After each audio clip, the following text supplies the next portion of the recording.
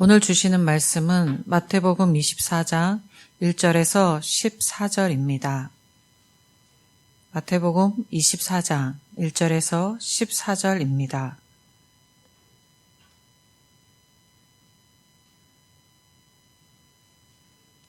예수께서 성전에서 나와 가실 때에 제자들이 성전 건물을 가리켜 보이려고 나아오니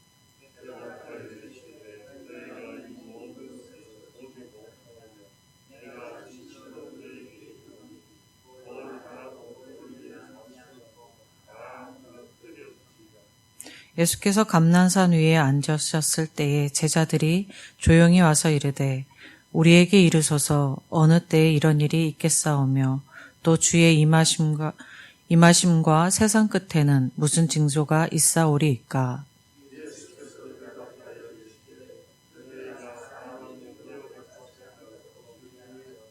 많은 사람이 내 이름으로 와서 이르되 나는 그리스도라 하여 많은 사람을 미혹하리라.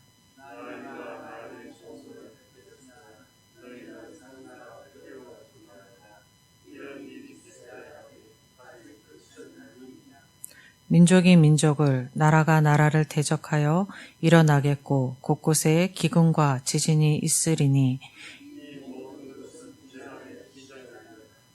그때의 사람들이 너희를 환난에 넘겨주겠으며 너희를 죽이리니 너희가 내 이름 때문에 모든 민족에게 미움을 받으리라.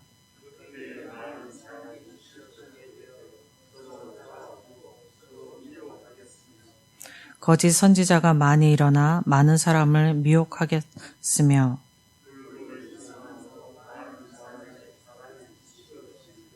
그러나 끝까지 견디는 자는 구원을 얻으리라. 이 천국 복음이 모든 민족에게 증언되기 위하여 온 세상에 전파되리니 그제야 끝이 오리라. 아멘. 오늘 본문은 예수님의 예루살렘 성전 파괴의 예언과 세상의 끝, 종말의 징조에 관한 제자들의 질문과 그에 대한 예수님의 대답, 계시를 기록하고 있습니다. 예수님은 징말의 징조를 크게 네 가지로 제시하셨습니다. 첫째는 가짜 그리스도가 나타날 것이고, 그리고 나타나서 미혹할 것이고, 둘째는 전쟁과 기근과 지진의 발생함입니다. 셋째는 세상의 성도들에 대한 박해와 거짓 선지자들이 나타남과 또 불법이 성행함입니다. 그리고 마지막 넷째는 모든 민족에게 복음이 전파됨입니다. 정말 마지막 때는 어떤 일이 있는가? 많은 성도들의 큰 관심거리일 것 같습니다. 당시에 오늘 말씀을 보면 당시에 유대 사람들에게는 웅장하고 아름답고 화려했던 예루살렘 성전이 그들에게는 자랑거리였습니다.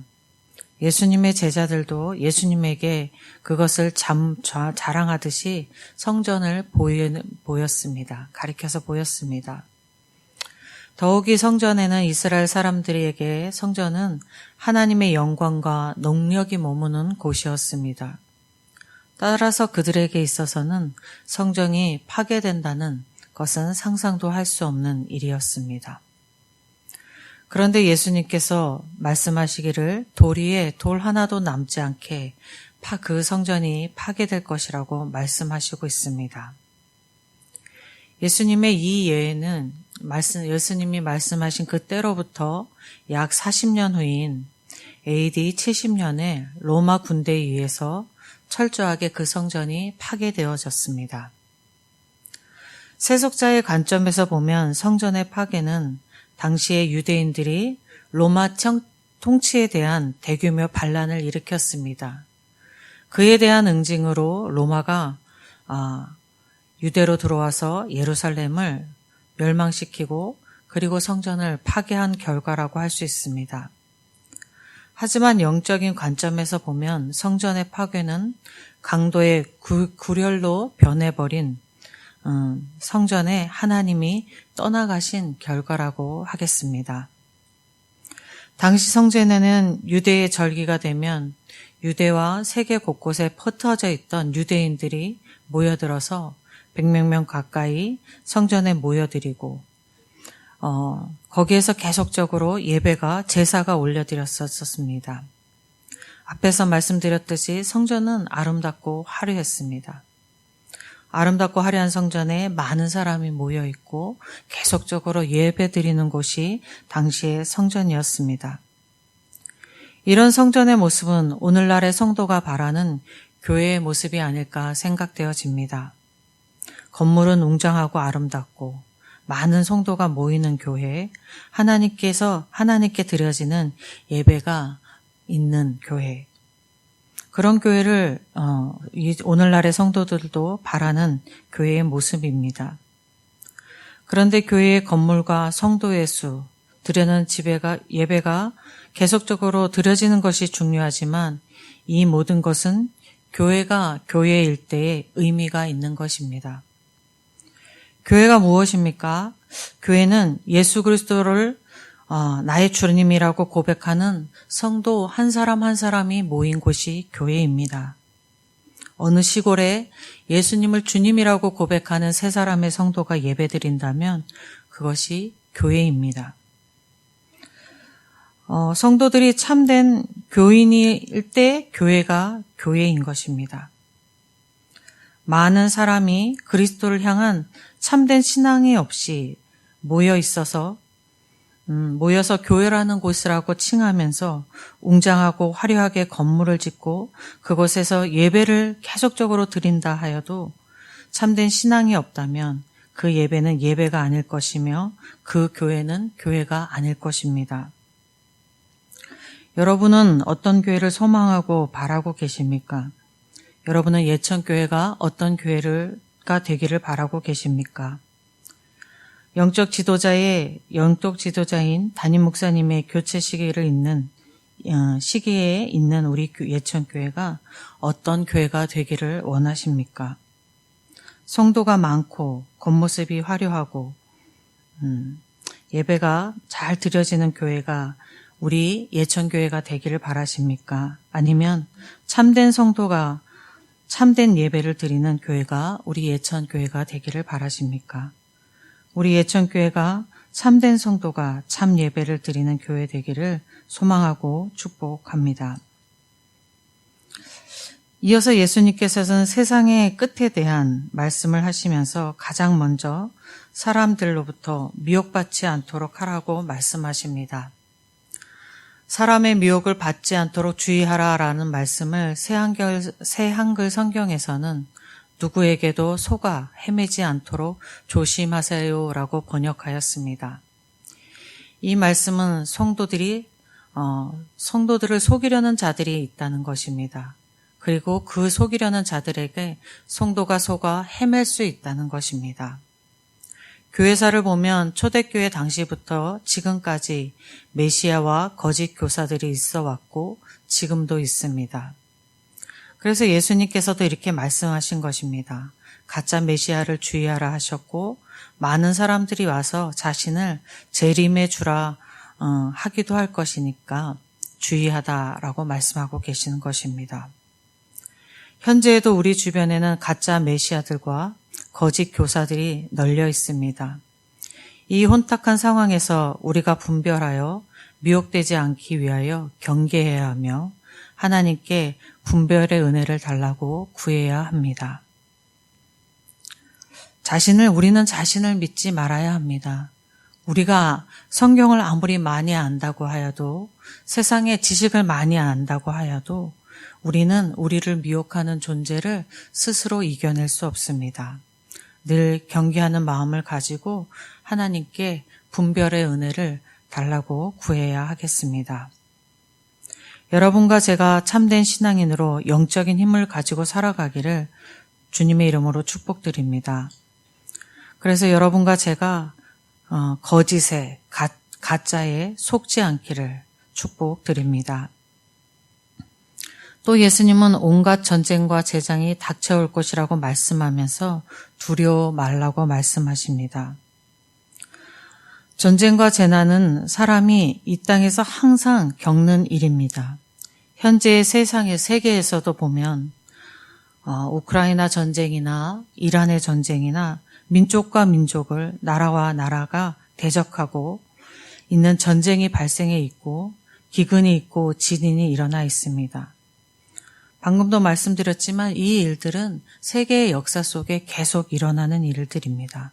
아마 주님이 다시 오시는 그때까지 반복되어질 것입니다. 그러므로 이 말씀을 하시는 것은 이런 재앙들을 징조로 삼아 가짜 메시아를 조심하라는 주님의 경고로 들어야 되겠습니다. 세상이 끝이 왔구나 두려워할 것이 아니라 주님의 때가 올 것이다라는 마음의 경각심을 가지고 살아야 하겠습니다. 그럼 세상의 끝은 언제 오는가? 정말 그 끝에는 어떤 징조가 있는가라고 말씀할 때에 14절에 그 답이 있습니다. 이 천국 복음이 모든 민족에게 증언되기 위하여 온 세상에 전파되리니 그제야 끝이 오리라. 세상의 끝, 주님의 재림의 중요한 징조는 천국 복음이 세상 끝까지 전파되는 것입니다. 세상의 끝은 예수님이 이 땅에 다시 오시는 날입니다. 그렇기 때문에 세상의 끝은 두려움이 아니라 그리스도인들에게 기쁨의 날입니다. 이 기쁨의 날을 이단과 사이비는 어리석게도 공포의 날로 둔갑시켜서 성도를 미혹하고 두려움에 떨게 하는 것입니다. 그래서 우리가 거짓 메시아와 거짓 교사들에게 미혹되지 않기 위해서는 그들이 주님의 날을, 주님의 재림을 공포의 대상으로 삼는가, 기쁨의 날로 이야기하는가라고 하는 기준을 두면 또 분별할 수 있는 기준이 되겠습니다. 주님이 오시는 기쁨의 날을 기다리는 여러분, 기쁨의 날로 기다리시는 여러분이 되시기를 주님의 이름으로 축복드립니다. 아멘. 아버지 하나님, 주님의 넓고 큰 지혜를 다 알 수가 없습니다. 주님이 성경을 통하여 우리에게 말씀하시는 계시의 말씀을 다 깨달아 알 수도 없습니다. 주님 저희에게 은혜를 주셔서 주님의 말씀을 깨닫고 참과 거짓을 구별하고 그래서 주님을 이 땅에 살아가면서 두려움이 아니라 기쁨으로 주님의 때를 기다리는 저희가 되게 하여 주시옵소서. 고통을 겪을 것을 두려워하는 것이 아니라 주님이 우리에게 오시고 계심을, 다시 오심을 기억하는 저희가 되게 하여 주셔서 이 땅 살아가는 것이 기쁨의 날들이 되게 하여 주시옵소서. 이 시간에도 환난과 어려움의 척에서 아버지 하나님 신음하는 우리의 성도들이 있습니다. 아무것도 기쁨이 되어주지 못하고 회복할 수 없는 그 어려움들을 감당할 수 없는 상황 가운데 놓여 있기도 합니다.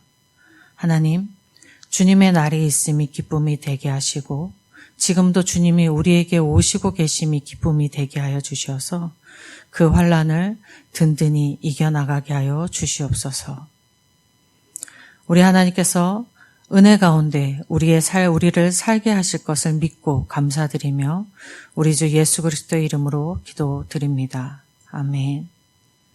하늘에 계신 우리 아버지의 이름을 거룩하게 하시며 아버지의 나라가 오게 하시며 아버지의 뜻이 하늘에서와 같이 땅에서도 이루어지게 하소서.